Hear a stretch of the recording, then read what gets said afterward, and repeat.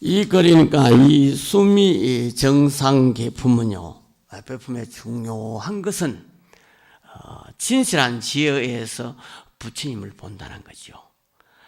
상에 집착해서는 우리가 볼 수가 없습니다. 우리는 중생들은요, 상이 없으면 볼 수도 없고 생각할 수 없습니다.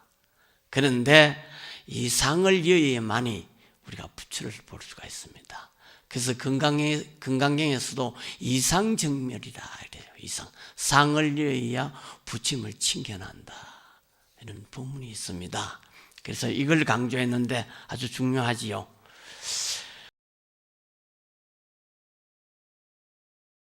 법사 스님의 양력을 간략히 소개해 드리겠습니다. 선지 스님께서는 통도사 강원과 은혜사 조계종립 승가대학원을 졸업하셨고 동국대 불교대학원에서 철학 박사학위를 받으셨습니다. 20여 년 전부터 청소년 지도교사 활동을 시작으로 대구 수성구 및 달서구 청소년 수련원 관장, 국가청소년위원회 정책자문위원으로서 청소년 지도 및 사회 보고에 진력해 오셨고 대구 불교사원 주지연합회 회장, 마하야나 불교문화원 이사장을 역임하시며 현재 대구 동아사 한문불전 승가대학원 원장으로서 후학 양성에 진력하고 계십니다. 법사 스님의 법문 경청하겠습니다.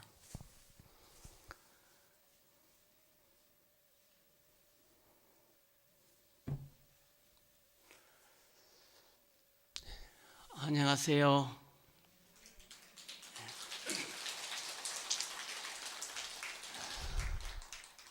영축 총림 방장 큰 스님께서 정명하시고 주지스님의 원력과 사부 대중의 신심으로 이러한 큰 법연에 동참하게 된 인연에 진심으로 기쁩니다. 찰지 대광 광부 한경이로다 나무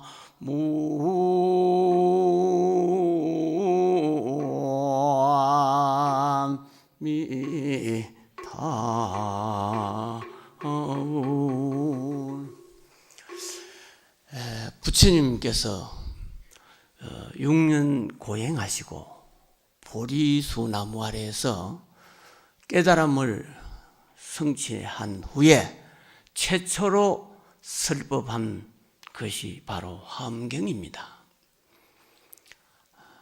여정설이라 깨달은 진리 그대로 말씀하셨다는 거죠. 그래서 가장 높고 심오하기에 화엄경을 일성원교다, 일불성이다 그래요. 일성원교, 유일무일 오직 하나뿐이다. 성이란 것은 성법인데 부처님의 가르침입니다.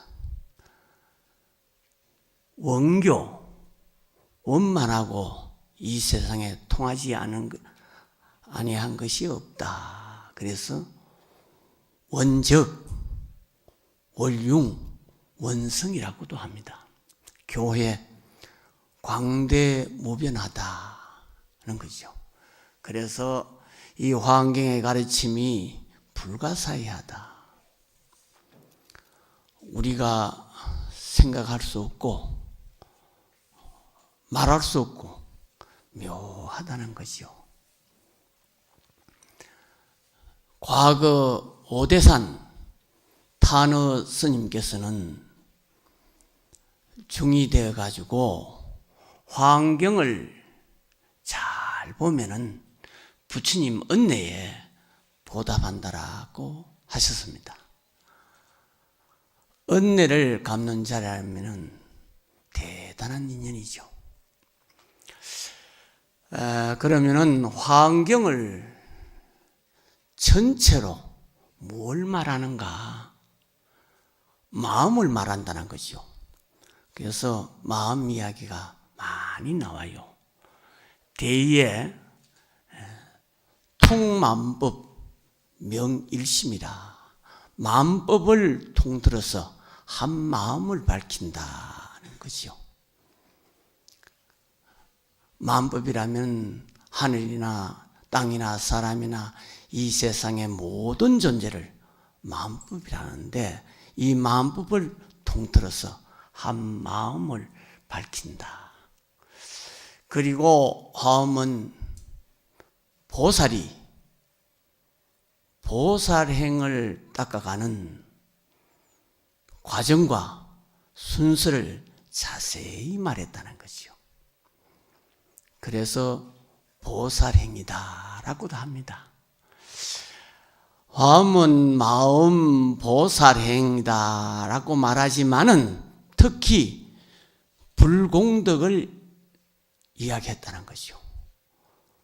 바로 부처님 세계를 표현했다. 마음도 부처님 세계요, 보살행도 부처님 세계라는 것이요. 화엄을 통틀어서 바로 부처님 세계를 나타내었다는 것이요. 모든 만상의 조화도 부처님의 실력을 힘입어서 지혜, 광명, 공덕으로 나온다는 것이요. 그래서 보살행도 부처님 공덕이다라고 합니다. 이렇게 부처님 공덕이 크고 높고 깊기도 합니다. 그러기에 80권 화엄경 마지막 개송 앞에 부처님을 찬탄하는 개송이 있습니다. 보현보살이 선제동자에게 준 개송인데 너무 좋은 말씀이라서 한번 읊어보겠습니다. 찰진신녀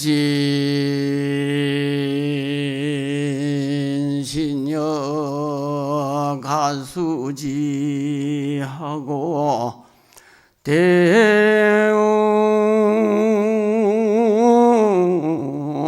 중수 가늠진일라나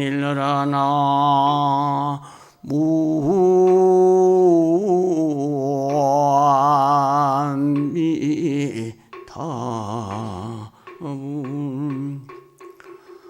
허공가랑 풍각이라도 문우 진수 불공덕이로다나 무아미타불.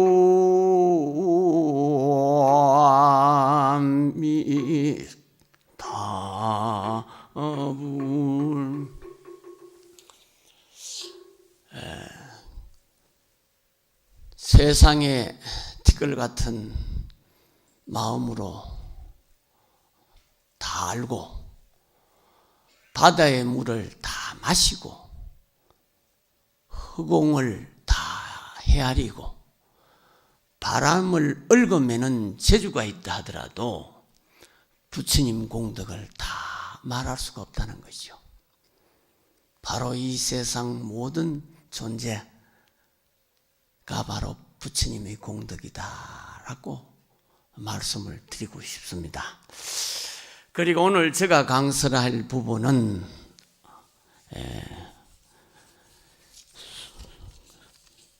수미정상, 그러니까 성수미산 정품과 수미정상 개참품입니다. 일에 이해했을 법은 지상에서 말씀하셨고 3회부터는 천상에 올라가서 이루어지고 있다는 거죠.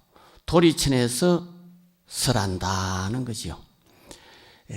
이 설천은, 그래 설하는 장소는 바로 천상 도리천 제석천궁이고 경전에서 묘성전이다라고 합니다. 설주는 법회보살이고 법문하는 주인공은 바로 법회보살이 한 거죠. 여기서부터 보살이 행해야 할 보살의 실천행, 보살도가 이제 시작됩니다. 그러기에 부처님이 수미산에 올랐다. 어떻게 해서 자기 장소를 떠나지 않고 올라가는가? 이게 대단히 중요하지요. 한 장소에 있어도 정신세계는 항상 달라지고 있다는 거지요. 한 자리에 있으면서 온 세계에 다니면서 법을 연설했다. 그러니까 항상 다니면서 제자리에 있고 제자리에 있으면서 항상 다니지 아니한 곳이 없다. 이 화엄세계입니다. 경을 한번 보겠습니다. 성수미산 정품입니다.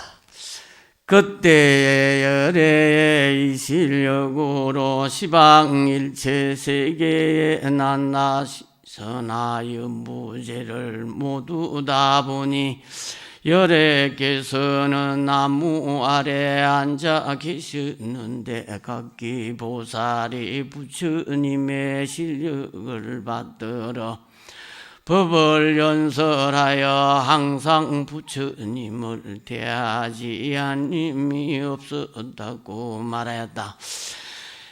곳곳에서 전부 열애를 본다는 거죠. 서방이나 동방이나 남방이나 북방에서나 모두가 열애를 다 본다. 이게 바로 뭐냐? 열애의 공덕이요 위실력이라는 거죠. 그러기에 열애를 다 어디에 있으나 다 친견하고 본다는 거죠. 그때 세종께서는 일체 보리수 아래를 떠나지 아니하시고 수미산에 오르시어 제석천의 궁전으로 향하였다. 정신세계는 자기 자리에 있으면서 높아진다. 화엄에서는 제자리에 가만히 있으면서 천상에 올라간다는 거죠. 이 화엄세계입니다. 이때에 제석천이 부처님의 실력으로 모든 궁전 가운데 음악 소리가 자연히 거쳐지었으며 그 과거에 부처님 계신 곳에서 모든 성근을 심었던 것을 스스로 기억하고 개성을 말하였다. 여기부터는 그 십불이 열 부처님께서 도리선 수미정산에 오셨다는 거죠. 부처님의 위실력으로 개성을 말하게 되는데 열애가 뭐냐? 10가지 특징이 여기서 나옵니다.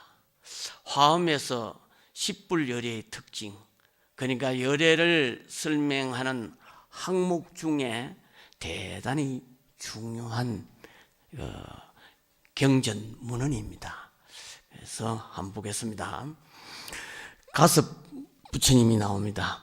가섭열애께서는 큰 자비를 구족하시니 모든 길상 가운데 가장 높으사 그 부처님께서 일찍이 궁전에 오시기에 그런 구로 이곳이 가장 길상하나이다.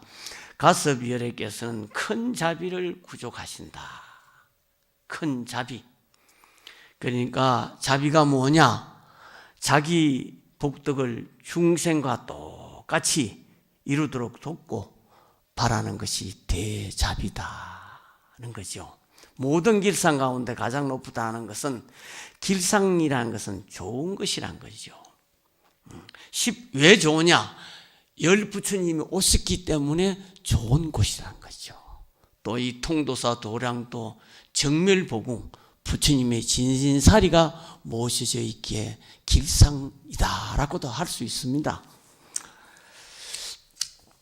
둘째 부처님께서는 구나모니 부처님입니다. 구나모니 부처님께서는 보살이 보심이 걸림이 없이 있으니 모든 길상 가운데 가장 높으사. 구나모니 부처님께서는 보심이 걸림이 없다는 거죠. 그래 관자재 같은 말이죠. 보는 것이 자유자재하다. 부처님은 이렇게 보심이 좋은데 우리 중생은 잘 못 본다는 거죠. 그게 뭐냐? 윤회란 거죠. 잘 못 보기 때문에 우리가 윤회한다는 거죠. 그래서 이 보는 게 문제인데 뭐 과장해서도 볼 수가 있고 바르게 보면은 우리가 비욕하지 않는다는 거죠. 걸림이 없다. 견이 문제다는 거죠. 어떻게 보느냐? 성불하면은 잘 본다는 거죠. 또 보는데 걸림이 없다는 것이죠. 가라쿠다님께서는 금상과 같으시니 모든 길상 가운데 가장 높다. 가라쿠타라는 부처님이 있는데 끊을 것이 없이 다 끊었다. 그러니까 금산과 같다는 거죠. 금산. 잡된 것이 없다. 순수무구하다는 거죠. 그러니까 잡념, 이렇게 망념이 없다라고 합니다. 금산. 그리고 비바부불께서는 세 가지 때가 없으시니 모든 길상 가운데 가장 높으사. 비바불이라는 것은 두루시 훌륭하다는 말씀입니다. 그러니까 세 가지 때가 없다. 세 가지 때가 뭐냐? 상구 때가 뭐냐 할 때 우리가 현재의 잘못을 때가 된다는 거죠. 그리고 종자로 나는 것을 잘못이다. 또 잘못된 습관을 이게 때라고 합니다. 때가 없다는 거죠. 그러니까 가장 높다. 시기열애께서는 문별을 여의있으니 모든 길상 가운데 가장 높으사. 시기열애는 상투와 같이 높다는 열애인데 분별을 여의있다는 거죠. 분별. 우리 중생은요 분별 망상 때문에 고생이 많아요. 왜? 생각이 많기 때문에. 분별을 여의있다는 것은 쓸데없는 생각, 쓸데없는 걱정, 이걸 여의있다는 것이죠.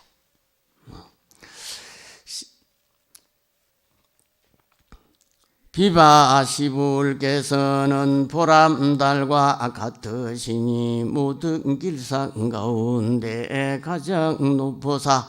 비바시불은 어떤 분이냐? 두루시 본다는 열애인데 보름달과 같다는 거죠. 보름달이 뭡니까? 마늘이라고 하지 않습니까? 부족함이 없다. 광명이 충만하다. 이렇게 이야기를 합니다.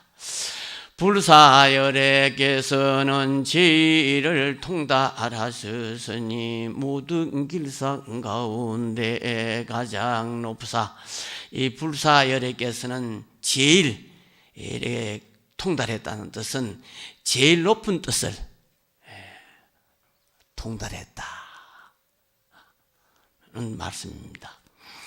제사열애께서는 변제가 걸림이 없으시니 모든 길상 가운데 가장 높으사. 제사열애께서는 변제가 걸림이 없다. 말하는 것이 걸림이 없다는 거죠. 이걸 변무해라 그래요. 말을 잘하면 좋은데 말을 하다 보면 걸림이 많아요. 특히 우리 통도사 강주 스님께서는 말을 잘해요. 그래서 내가 가만 보면 변무해다. 저것도 타고나야 하는구나 생각이 들어요.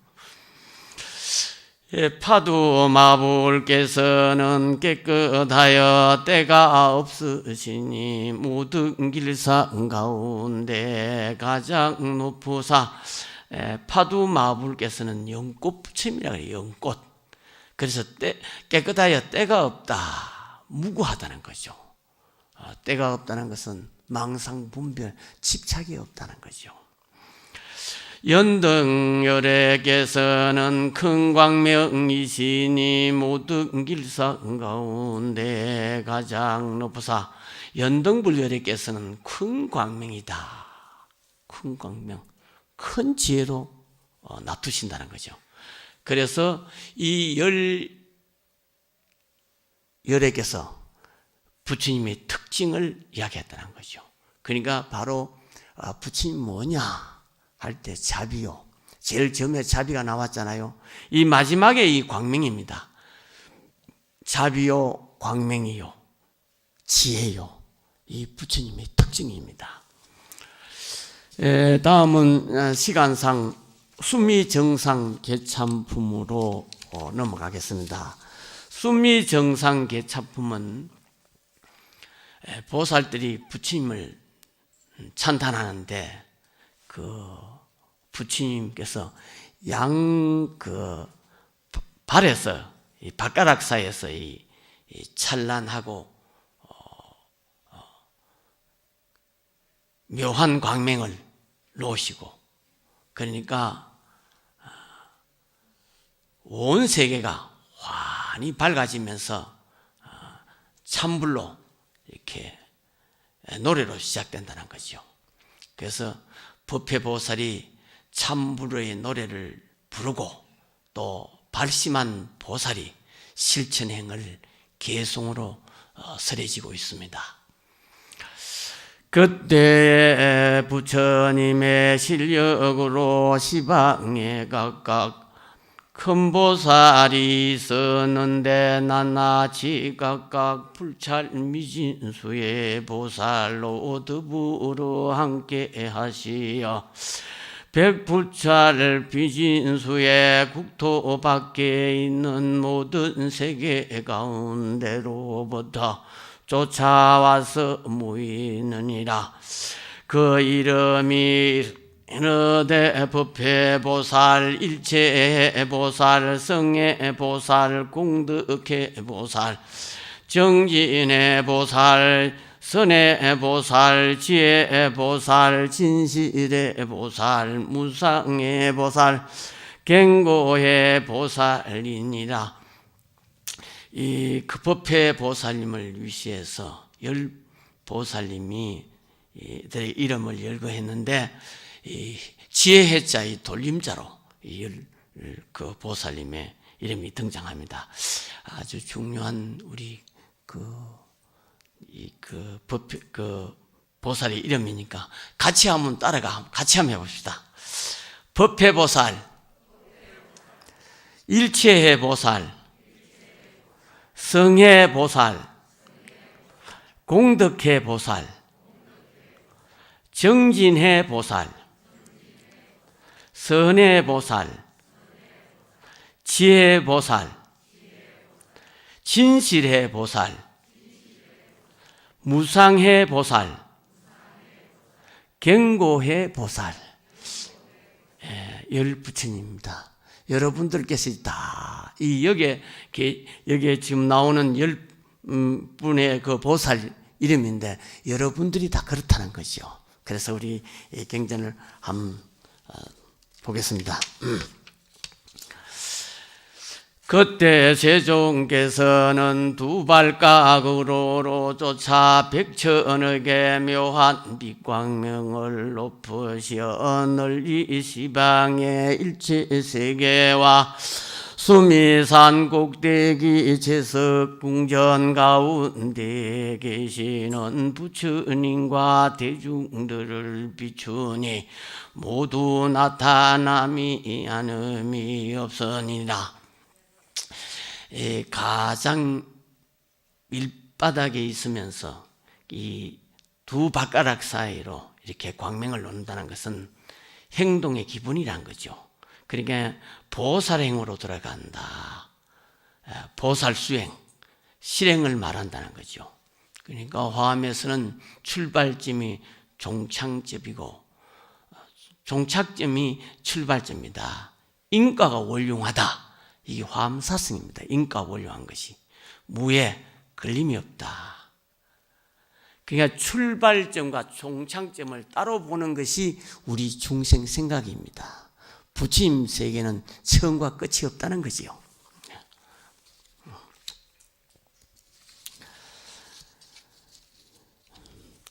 부처님께서는 노시는 깨끗한 광명으로 널리 무니 세간의 도사가 수미산왕 정상의 묘승근 가운데 머물도다. 이 부처님께서는 놓으시는 깨끗한 광명으로 널리 보니 세간의 도사가 수미산왕 정상의 묘승정 가운데 머물도다. 온갖 곳에서 널리 본다는 거, 온갖 곳에서 다 본다는 거죠.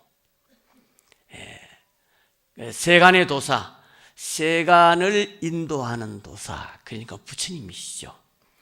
머무는데 모든 세계에서 다 본다, 이런 말씀입니다.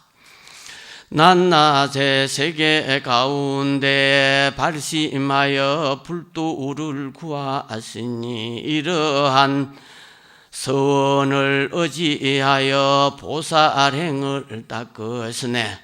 낮낮의 세계 가운데 발심하여서 불도를 구하시니 이러한 서운을 의지하여 보리행을 닦으셨네. 그러니까 불자라면은 누구나 들어야 할 이 깊은 말씀입니다. 발심하여 불도를 구하는 사람은 무슨 뜻이냐 하면은 보리행을 닦는다는데 깨달음을 닦는다는 거죠. 그래서 부처님께서 가지 몸으로 세간에 두루 놓으시니 부처님께서는 가지 몸으로 세간에 두루 놓으신다는 거죠. 가지 몸으로 놔둔데 여자의 몸을 원하면 여자의 몸, 남자의 몸, 아이를 원하면 아이 몸, 어른의 몸으로 다 다닌다는 거죠. 그러니까 환경에 나오면서요, 이 여자는 성불 못한다는 이 말씀이 완전히 없었어요. 대승불교에서는 30 이상 80종호가 부처님 모습인데 이거는 남자상이라요. 그런데 이 환경에 오면은 여자가 성불하지 못한다 하는 말이 이제 없어집니다. 누구나 다 성불할 수 있다 하고 이야기를 합니다. 아주 중요한 대목이죠. 특히 우리 여성불자 박수 크게 쳐야 돼요. 이 여자들도 성불한다는데. 모든 법을 자세히 살펴보니 자기의 성품이 있는 것이 없으니 그 생멸하는 모양과 같이 단지 이 거짓이로만 말할 뿐이네. 온갖 법이 나지도 않고 온갖 법이 없어지지도 않나니 만약 능이와 같이 한다면 모든 부처님께서 항상 그 앞에 계시리라. 법의 성품은 본래 공적하여 취할 수도 없고 또한 볼 수도 없어 성품이 공한 것이 곧 이 부처라 생각으로 얻을 수 없네. 온갖 법들이 자체의 성품이 모두 이룬 줄 알며 이 사람은 곧 번뇌에 물들지 아니하리라. 아주 중요한 개성입니다. 유명한 개성이죠. 모든 법을 자세히 보니까 자기의 성품이 있는 것이 없다. 이 무수유죠. 있는 바가 없다. 무자성, 감멸성, 생멸상 다 같은 말인데 공이란 뜻이죠. 그 생멸하는 모양과 같이 단지 이 거짓 이름만 말할 뿐이다. 이 공이다 우리 불교에서 이 공법이 있습니다. 공이다. 반야신경에 오온이 공했다는 나옵니다. 공이란 말은 인연법이란 뜻이죠. 인연. 온갖 법이 나지도 않고 온갖 법이 없어지도 않나니 공의 성격이 뭐냐? 나지도 않고 죽지도 않는다. 불생불멸이 뭐냐 할 때 공의 성격이라는 거죠. 그래서 무생불멸, 무유 있지도 않고 무무 없지도 않다. 공이다. 무무공공. 그러니까 공한 것까지 다 공했다는 거죠. 이게 무장화성의 그 말씀입니다. 화엄경에서는 그 일체법이 무생이요 일체법이 무멸이라. 이걸 깨달으면 공법을 깨닫는 거죠. 또 인연법을 깨닫게 된다는 거죠. 그 재불이 우리가 왜 안 보이느냐? 우리는 상에 집착하기 때문에, 또 무상에 집착하고 있는 데 집착하고 없는 데 집착하고 하니까 부처님을 볼 수가 없다는 거죠. 여기 정멸보궁이란 말은 사는다 죽는다 이런 상이 없다는 거죠. 그래서 법의 성품 본래 공적에서 법의 성품 본래 공적하다. 이 공적이란 말은 물생물멸을 말하는데 취할 수도 없고 또한 볼 수도 없다. 왜 취할 수 없느냐? 상도 아니고 또 비상도 아니니까. 성품으로 공한 것이 이 부처라. 성품이 공하다. 유에는 유가 없고 무에는 무가 없다는 것이죠. 유에는 유라는 자성이 없고 무에는 무라는 자성이 없다. 그것이 뭐냐? 바로 부처님이라는 거죠. 생각으로 얻을 수 없다는 거죠. 유무가 없으니까 생각할 수가 없다는 거죠.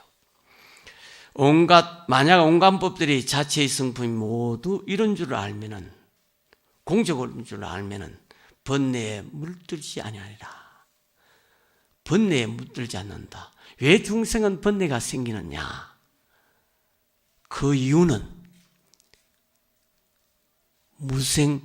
문매를 모르고 생에 집착하고 죽는 데 집착하니까 우리는 번뇌에 물들있다는 거죠. 그게 바로 번뇌가 생기는 이유입니다.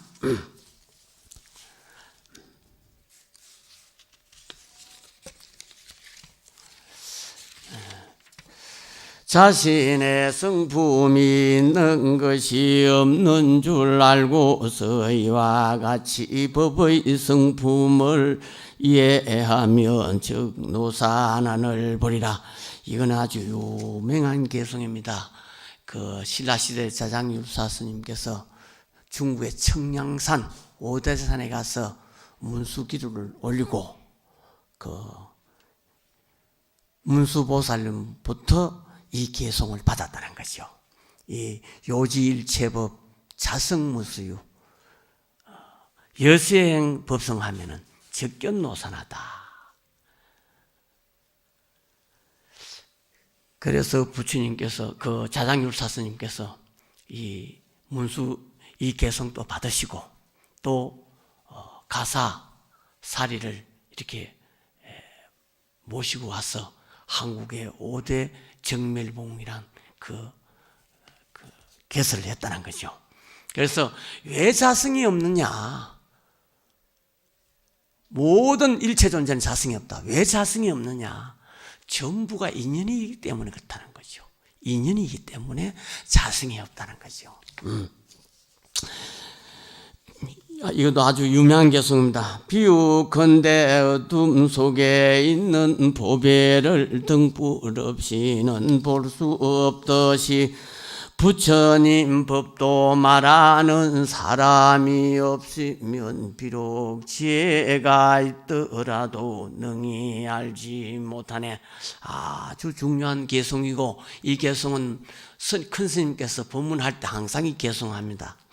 비유컨대 어둠 속에 있는 보배를 등불 없이는 볼 수 없듯이 부처님 법도 말하는 사람이 없으면 비록 지혜가 있더라도 알 수가 없다는 거죠. 불법을 깨닫게 하는 설법이 필요하다는 거죠. 그래서 이 설법을 보배를 보는 등불에 비유했다는 거죠. 비와 암중보하니 무등 불가견이다. 불법 무인설, 불법도 설하는 사람이 없으면 수해 망령료라. 지혜가 있더라도 알 수가 없다라고 합니다. 그러니까 이 수미 정상계품은요, 배품의 중요한 것은 진실한 지혜에 의해서 부처님을 본다는 거죠. 상에 집착해서는 우리가 볼 수가 없습니다. 우리는 중생들은요, 상이 없으면 볼 수도 없고 생각할 수 없습니다. 그런데 이 상을 여의야만이 우리가 부처를 볼 수가 있습니다. 그래서 금강경에서도 이상정멸이라 이래요. 이상. 상을 여의야 부처님을 칭견한다. 이런 부문이 있습니다. 그래서 이걸 강조했는데 아주 중요하지요. 무견에 의해 참다운 모습을 알 수 있다는 거죠. 무견이란 말은 봄이 없이 본다는데 분별 망상이 없어야 우리가 부처님을 본다는 거죠. 그래서 뒤에 보살이 앞에 보살을 칭찬하는 그런 내법도 있고, 선설해 주는 사람이 있어야 우리가 불법을 알 수 있듯이 부처님의 깨달은 세계가 있기는 있는데 안 보인다는 거죠. 그러니까 이 설법을 통해서 알려준다는 거죠. 우리 부처님 세계를 알 수가 없어요. 그러니까 설법을 통해서 이 부처님 세계를 알려준다, 이런 말씀이죠. 오늘 법문을 하고요, 과거에 이 극락암에 경봉 대선사 큰 스님이 계시는데, 스님께서는 우리 인생에 4대 업문이 있다 해서 4대 업문, 4가지 업문이 있다. 무엇이 네 가지냐 할 때, 우리가 이 세상에 오기는 왔는데 어디로부터 왔느냐, 이것도 알지 못하지요. 또 이래 살다가 가기는 가는데 또 가는 것도 알지 못하고, 또 살면서 나란 존재가 뭐냐, 나의 주인공이 누구냐는 것이요. 반야신경에 오온이 다 공했다라고 이야기합니다. 다 인연으로 우리가 이 몸이 형성되고 생각이 형성되고 사는데 그 주인공이 누구냐는 거죠. 또 한 가지는 우리가 언제 죽을지 모른다는 거죠. 오늘 죽을지, 내일 죽을지, 한 달 후에 죽을지 아무도 알 수가 없어요. 어제 아ren강 뉴스에 보니까 부부간에 차를 타고 가다가 서로 마음이 뜻이 안 맞아가지고 싸움을 해가지고, 그런데 그 고속도로 가다가 쉼터에서 내려놓고 이 남편만 갔다는 거죠. 그런데 그 부인이 이 고속도로를 걸어가다가 얼마 가지 않아 가지고 차에 이렇게 부딪혀가지고 운명을 달리했다는 거죠. 누가 아느냐는 거죠. 그 남자도 참 잘못이죠. 사랑하는 아내라면은 그 어떻게든지 차에 태워가야지 혼자 그래 가버리고, 그 얼마 되지 않아 가지고 그 부인이 죽고 하는 그런 어려운 일을 당하는데 우리가 언제 죽을지 모른다는 거죠. 이 4대 업문을 알지고 못하고 사니까 큰 스님께서는 멍텅구리라 그랬어요. 멍텅구리.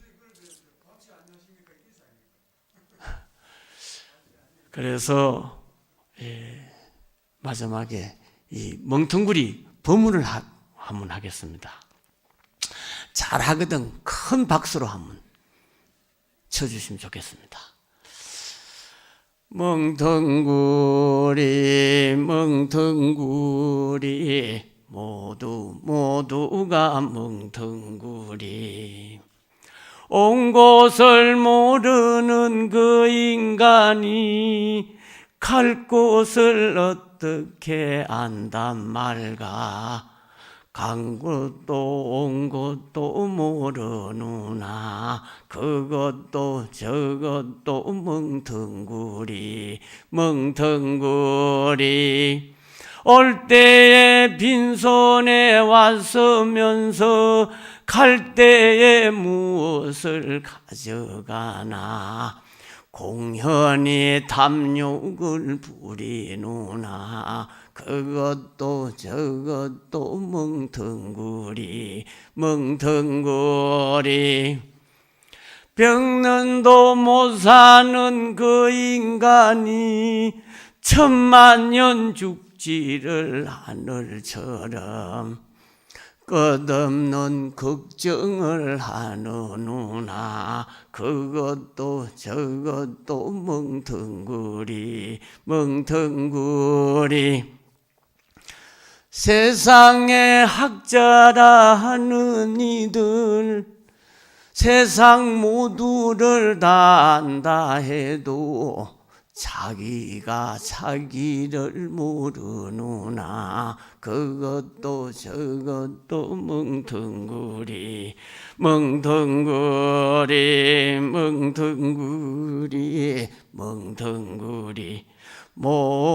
모두가 멍텅구리. 마쳤습니다. 원이자공덕 개공성불도로다. 오늘 모두 마치겠습니다.